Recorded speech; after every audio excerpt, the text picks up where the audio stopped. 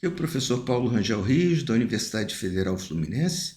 Eu vou gravar finalmente a questão 7, a última, da P1 de Físico-Química de 2023-2. Essa novamente é uma questão de termodinâmica e estatística, mas, como eu falei, eu faço uma pequena introdução na termodinâmica e estatística para engenheiros, porque eu acho que às vezes a termodinâmica e estatística, os livros e tudo, são muito voltadas para físicos, especialmente químicos. E para nós, engenheiros metalúrgicos e de materiais, às vezes é um pouco que viemos da área de engenharia de materiais propriamente dita, ou de metalurgia, temos muita dificuldade, sabe, eu acho, nesses livros. Estou falando por experiência própria.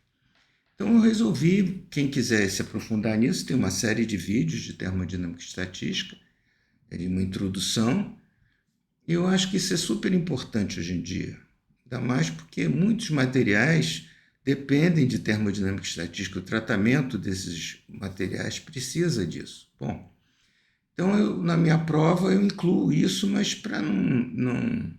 Eu sei que é um tópico difícil e tal, por enquanto eu estou colocando essas questões como questão bônus.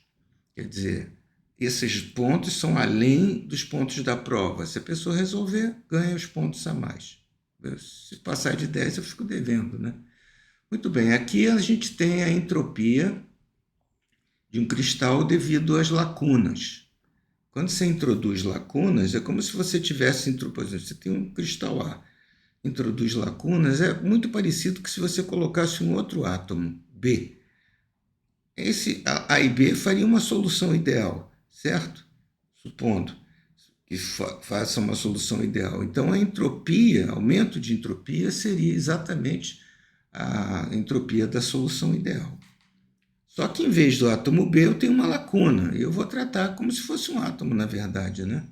Então, porque a lacuna, quando você forma uma lacuna, você aumenta a energia do cristal localmente, certo?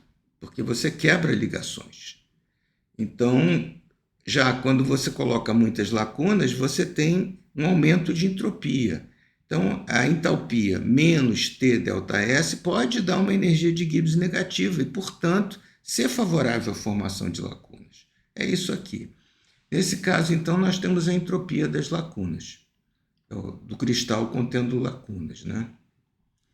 N átomos e N lacunas. Muito bem. Então, a energia interna é igual a UNE, onde E é uma energia constante. O que eu estou pedindo? Eu estou pedindo a quantidade de lacunas em equilíbrio. Então, eu sei que a temperatura, 1 sobre T, é ρ de S, ρ de U, a V constante. Então,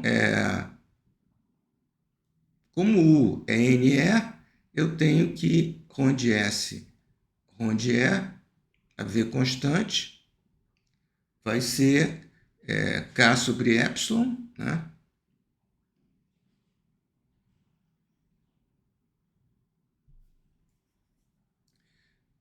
E a derivada disso aqui é V constante. Derivando isso aqui, tá certo? Eu tenho isso daqui e, finalmente, eu tenho a concentração de lacunas. Bom, por que eu fiz dessa maneira? Porque eu tenho como é que eu vou derivar, o que eu estou querendo, na verdade, né? A quantidade de lacunas, certo? Então, veja, essa equação é muito conveniente, porque de um lado ela me dá 1 sobre T, que é a temperatura que eu preciso, que eu vou usar, né? O seu material vai ser usado nessa temperatura. E do outro lado eu tenho a derivada de uma coisa que eu sei, tá certo? E veja, U é N, como é a energia, é uma energia constante por lacuna, cada lacuna aumenta a energia interna do material de epsilon. Então, N epsilon se eu tenho N lacunas. Então, não preciso, o epsilon é uma constante, né? Eu pulo para fora. E veja que esse epsilon vai para cá, esse K vem para cá. E a derivada disso vai dar isso, e eu tenho, pode ser posto até de outra forma. Poderia dar um exemplo para epsilon igual a 1 eV. Veja, uma vez eu estava dando um seminário e a gente costuma falar de energia por mol. Mas para o físico isso é muito confuso. O físico gosta de energia em eves, porque eves é da ordem de grandeza da força das ligações. Então isso dá uma ideia para ele, né? Eu acho interessante esse ponto de vista do físico, né? Então aqui, um eV vai ser isso daqui vezes 10 a 19 joules. É grande essa energia, né? Muito pequena, desculpe. Então, quando eu coloco isso tudo aqui, a fração de lacunas vai ser da ordem de 10 a menos 17. É muito pouco, na verdade. Então, essa aproximação, dizer que a solução ideal, acredito que seja justificado. Tá bom, obrigado, hein?